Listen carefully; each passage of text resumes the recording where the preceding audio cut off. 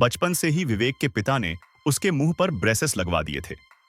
उसके पिता एक डेंटिस्ट थे, इसलिए उन्होंने उसे कभी भी टॉफी या चॉकलेट खाने नहीं दी। लेकिन एक दिन बड़ी मुश्किल से छुपाकर रखी कुछ टॉफियां उसने निकाली, पर उसके पिता ने सबको आग में फेंक दिया। विवेक अब और नहीं सह सकता था।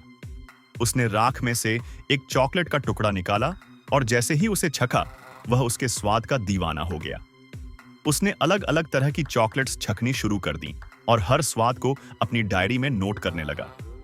धीरे धीरे उसके मन में एक सपना आकार लेने लगा। वह दुनिया की सबसे बड़ी चॉकलेट फैक्ट्री बनाना चाहता था। मगर जब उसके पिता को यह पता चला तो उन्होंने गुस्से में उसे घर से निकाल दिया। बिना किसी सहारे के विवेक दुनिया घूमने निकल पड़ा। उसने अलग अलग देशों में चॉकलेट बनाने की कला सीखी। जब वह वापस लौटा तो उसने पाया कि उसका घर ही गायब हो चुका था। लेकिन उसने हार नहीं मानी और आखिरकार अपनी खुद की चॉकलेट फैक्ट्री खड़ी कर दी। उसका बिजनेस इतना बड़ा हो गया कि यहां तक कि एक भारतीय राजकुमार ने भी उससे एक चॉकलेट से बनी महल बनाने की फरमाइश कर दी। महल में सैकड़ों कमरे थे और हर चीज चॉकलेट से बनी थी। विवेक ने राजकुमार को चेतावनी दी कि इसे जल्दी खा लिया जाए, लेकिन वह तो वहां हमेशा के लिए रहने का सपना देख रहा था। एक दिन राजकुमार मजे से चॉकलेट खा रहा था कि अचानक एक टुकड़ा उसके चेहरे पर गिरा। गर्मी की वजह से पूरा महल पिघलने लगा। गनीमत रही कि राजकुमार समय रहते भाग निकला। इस बीच विवेक के बिजनेस की बढ़ती सफलता से उसके कई प्रतियोगी जलने लगे।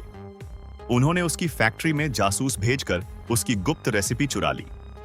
देखते ही देखते नकली चॉकलेट्स मार्केट में आ गईं। लेकिन विवेक ने इसका कोई जवाब नहीं दिया।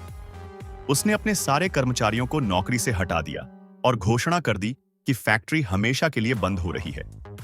कुछ समय बाद फैक्ट्री फिर से चालू हो गई, मगर इसमें कोई भी कर्मचारी अंदर बाहर नहीं आता जाता था। लोग हैरान थे कि आखिर ये चॉकलेट बना कौन रहा था। तभी विवेक ने एक अनोखी घोषणा की। उसने अपनी चॉकलेट्स के रैपर में 5 गोल्डन टिकट छिपा दिए। जिसे भी ये टिकट मिलेगा उसे फैक्ट्री देखने का मौका मिलेगा और जो सारे खेलों में टिका रहेगा उसे एक खास इनाम मिलेगा। ये खबर आग की तरह फैल गई। लोग पागलों की तरह चॉकलेट खरीदने लगे। एक अमीर लड़की ने अपने पिता से कहा कि वह सारे शहर की चॉकलेट खरीद लें और अपने कर्मचारियों को दिन रात खोलकर गोल्डन टिकट खोजने का काम सौंप दिया।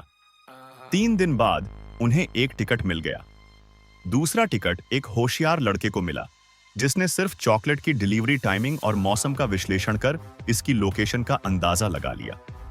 तीसरा टिकट एक खाने के शौकीन बच्चे को मिला, जिसने इतनी ज्यादा चॉकलेट खाई कि अंत में उसे अपने ही मुंह में टिकट मिल गया। चौथा टिकट एक लड़की को मिला जो बचपन से ही जिद्दी थी। वह वर्ल्ड रिकॉर्ड बनाने के लिए एक ही च्यूइंग गम को 3 महीने तक चबा सकती थी। पांचवां और आखिरी टिकट सिया नाम की एक गरीब बच्ची को मिला। उसके परिवार में 7 लोग थे और उसके लिए चॉकलेट का मतलब सिर्फ जन्मदिन पर मिलने वाली एक ट्रीट था। उसके दादाजी ने अपनी बचत में से कुछ पैसे निकालकर उसे चॉकलेट खरीदने भेजा, लेकिन उसे टिकट नहीं मिला। दुखी होकर जब वह घर लौट रही थी तो उसे बर्फ में 10 रुपए पड़े मिले।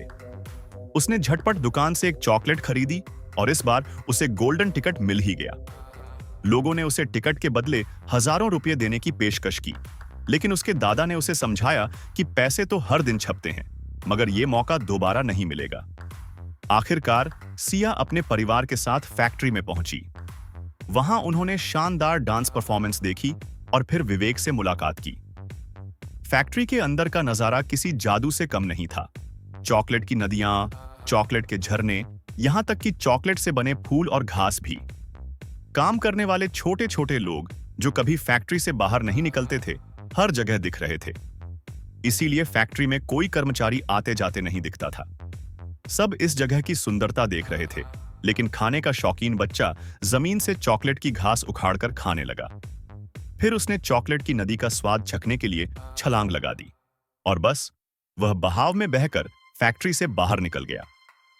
बाकी सभी आगे बढ़े और एक मशीन के पास पहुंचे जो ऐसा च्यूइंग गम बनाती थी जो खाने वाले की मनोदशा के हिसाब से फ्लेवर बदल सकता था और 3 वक्त के खाने की भरपाई कर सकता था। जिद्दी लड़की ने बिना सोचे समझे उसे चबा लिया, लेकिन जैसे ही उसने च्यूइंग गम खाया उसका शरीर नीला पड़ने लगा और वह धीरे धीरे एक बड़ी ब्लूबेरी में बदल गई। उसे छोटे लोग रस निकालने के लिए ले गए। अब सिर्फ सिया और होशियार लड़का बचे थे। वे एक खास लैब में पहुंचे जहां एक मशीन चॉकलेट को टीवी में भेज सकती थी और कोई भी उसे वहां से निकाल सकता था। होशियार लड़का इस तकनीक से इतना प्रभावित हुआ कि वह खुद मशीन में कूद गया और जब वह बाहर आया तो छोटा होकर किसी खिलौने जितना रह गया। अब उसे वापस बड़ा करने के लिए उसे दूसरी लैब में भेजा गया। काम करने वाले छोटे छोटे लोग जो कभी फैक्ट्री से बाहर नहीं निकलते थे, हर जगह दिख रहे थे। इसीलिए फैक्ट्री में कोई कर्मचारी आते जाते नहीं दिखता था। सब इस जगह की सुंदरता देख रहे थे, लेकिन खाने का शौकीन बच्चा जमीन से चॉकलेट की घास उखाड़कर खाने लगा। फिर उसने चॉकलेट की नदी का स्वाद चखने के लिए छलांग लगा दी और बस वह बहाव में बहकर फैक्ट्री से बाहर निकल गया। बाकी सभी आगे बढ़े और एक मशीन के पास पहुंचे जो ऐसा च्यूइंग गम बनाती थी जो खाने वाले की मनोदशा के हिसाब से फ्लेवर बदल सकता था और 3 वक्त के खाने की भरपाई कर सकता था। जिद्दी लड़की ने बिना सोचे समझे उसे चबा लिया, लेकिन जैसे ही उसने च्यूइंग गम खाया उसका शरीर नीला पड़ने लगा और वह धीरे धीरे एक बड़ी ब्लूबेरी में बदल गई। उसे छोटे लोग रस निकालने के लिए ले गए। अब सिर्फ सिया और होशियार लड़का बचे थे। वे एक खास लैब में पहुंचे जहां एक मशीन चॉकलेट को टीवी में भेज सकती थी और कोई भी उसे वहां से निकाल सकता था। होशियार लड़का इस तकनीक से इतना प्रभावित हुआ कि वह खुद मशीन में कूद गया और जब वह बाहर आया तो छोटा होकर किसी खिलौने जितना रह गया। अब उसे वापस बड़ा करने के लिए उसे दूसरी लैब में भेजा गया। अब केवल सिया बची थी। उसे आखिरकार सबसे बड़ा इनाम मिला, पूरी चॉकलेट फैक्ट्री। मगर एक शर्त थी, उसे अपनी फैमिली छोड़नी होगी। सिया ने बिना देर किए इस ऑफर को ठुकरा दिया। उसने कहा, इस दुनिया में खुशी का असली मतलब अपनों के साथ बिताए गए पलों में है, अकेले कामयाबी पाने में नहीं। उसके इन शब्दों ने विवेक को सोचने पर मजबूर कर दिया। सिया के कहने पर वह अपने पिता के पास वापस गया, जहां उसे पता चला कि उसके पिता ने हमेशा उस पर नजर रखी थी और उसकी कामयाबी पर गर्व महसूस किया था। वर्षों की दूरियां एक गले लगने से मिट गईं। अंत में सिया और उसका परिवार फैक्ट्री में रहने के लिए आ गया, जहां वे सब मिलकर चॉकलेट बनाते और अपनी खुशियां बांटते। क्योंकि असली खुशी अकेले जीतने में नहीं,